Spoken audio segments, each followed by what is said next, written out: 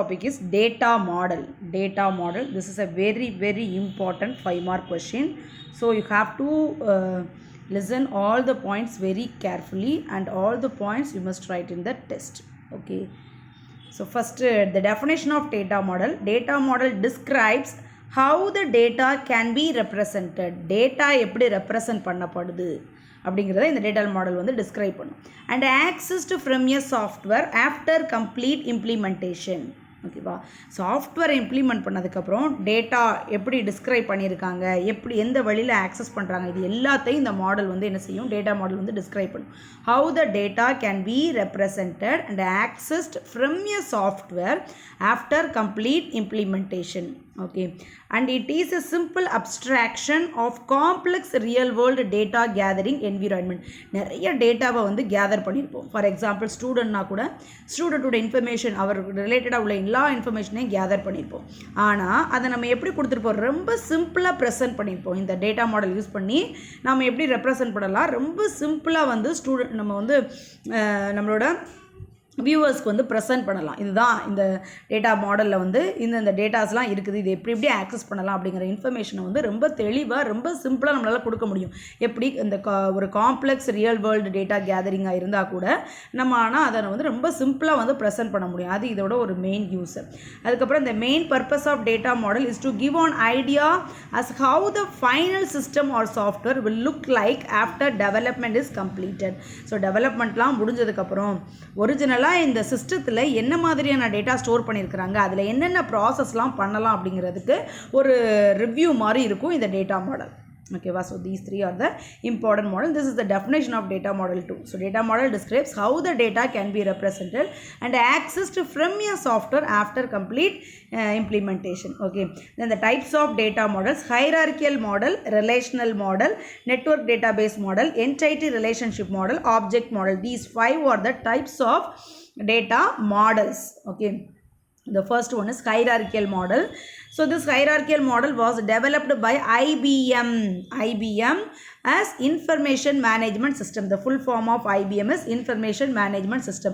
So first இந்த model யார் develop பண்ணா அப்படின்னா IBM வந்து டெவலப் பண்ணாங்க. IBM ஓட full form வந்து information management system. In hierarchical model, data is represented as a simple tree like structure form. இது எப்படி இருக்கும்னா பார்க்க ஒரு ட்ரீ ஸ்ட்ரக்சர் மாதிரி இருக்கும். ஓகேவா, ஒரு ட்ரீ எப்படி இருக்குமோ அதே மாதிரி வந்து இந்த hierarchical மாடல் வந்து இருக்கும். இந்த டயக்ராம் கூட கொடுத்துருப்பாங்க. ட்ரீ ஃபார்மெட்டில் நிறைய பிரான்ச்சஸ், அந்த மாதிரி ட்ரீலேருந்து நிறைய பிரான்ச்சஸ், அந்த மாதிரி வந்து இதோட ஃபார்மெட் வந்து இருக்கும். ஓகேவா, so hierarchical model data is represented as a simple tree like structure form. This model represents one-to-many relationship. This is an important one word. Hierarchical model represents one-to-many relationship. One-to-many relationship, that is parent-child relationship. One side வந்து parent, many side வந்து child இருப்பாங்க இல்லையா. So one child can have only one parent. ஒரு சைல்டுக்கு ஒரு parent தான் இருக்கணும். But one parent can have many children. This model is mainly used in IBM mainframe computers தான் use பண்ணியிருக்காங்க. ஸோ இதோட மாடல் என்ன, இந்த மாடல் என்ன ஃபார்மேட்டை சப்போர்ட் பண்ணும், ஒன் டு மெனி இல்லையா. அப்போ வந்து இப்போ ஸ்கூல் அப்படிங்கிறது வந்து பேரண்ட். ஓகேவா, course and resources are the children of school, of parent school. ஸ்கூலுங்கிறது பேரண்ட், ஸ்கூல் பேரண்ட்டோட சில்ட்ரன் யாரெல்லாம், கோர்ஸும் ரிசோர்ஸஸும். சரியா, அடுத்து வந்து கோர்ஸுங்கிறது parent, ஸ்கூலுங்கிறது grandparent of theory and lab இல்லையா. அப்போ என்ன சொல்லியிருக்காங்க, one to many relationship. A child can have only one parent but a parent can have many children. அதுதான் இதோட இம்பார்ட்டன்ட் பாயிண்ட்டு. ஒரு பேரண்ட்டுக்கு எத்தனை சில்ட்ரன்னாலும் இருக்கலாம், ஆனால் ஒரு சைல்டுக்கு ஒரே ஒரு பேரண்ட் மட்டும்தான் இருக்க முடியும். அதுதான் இதோட main concept. So this hierarchical model supports one to many relationship, which means one parent many children, but one child only one parent. Okay, so opposite side. So அதுதான் வந்து இதோட மெயின் கான்செப்ட். ஓகேவா, so hierarchical model developed by IBM. So that model is mainly used in mainframe computers. These are all the important points you must write. Okay, அடுத்து It's represented as a simple tree structure, and this model support one to many, and the definition of one to many. One child can have only one parent, but one parent can have many children. எல்லா பாயிண்ட்ஸும் miss பண்ணாமல் எழுதணும். ஓகேவா? அடுத்து வந்து relational model.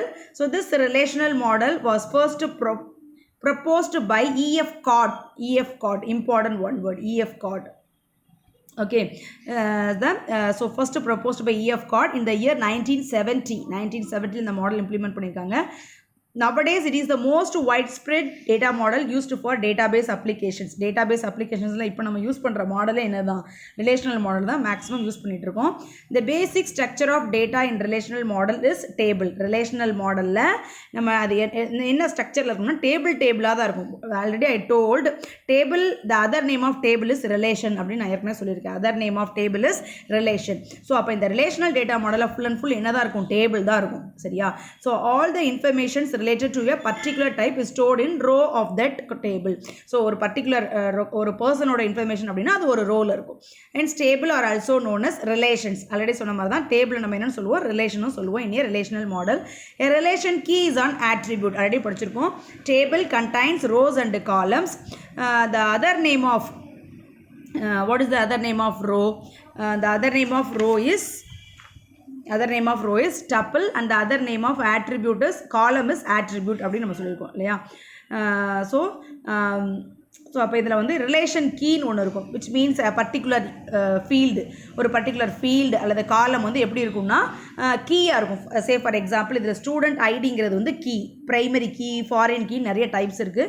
So இதில் வந்து primary key அப்படின்றதுனா இந்த கீயை யூஸ் பண்ணி நம்மளால் இந்த ஸ்டூடெண்ட்டோட எல்லா இன்ஃபர்மேஷனையும் கேதர் பண்ண முடியும். For example student ID equal to 2ன்னு சொல்லி கொடுத்துட்டோன்னா அது மட்டும் கொடுத்தா போதும். ஸ்டூடெண்ட்டோட ஐடி 2ல் என்னென்ன டேட்டா இருக்குது, அவரோட நேம் வந்து சன் கேர், ஏஜ் வந்து 16, அவரோட சப்ஜெக்ட் ஐடி வந்து அவரோட ஓகே. ஸோ இந்த இன்ஃபர்மேஷன்ஸ் எல்லாமே நம்மளுக்கு வந்து கேதர் ஆயிரும். ஓகேவா? ஸ்டூடெண்ட் ஐடி வந்து 2ன்னு கொடுத்துட்டோம்னா இந்த ரிமைனிங் இருக்கிற 2 காலம்ஸும் நம்மளுக்கு வந்து கிடச்சிரும். ஓகேவா? இதுதான் வந்து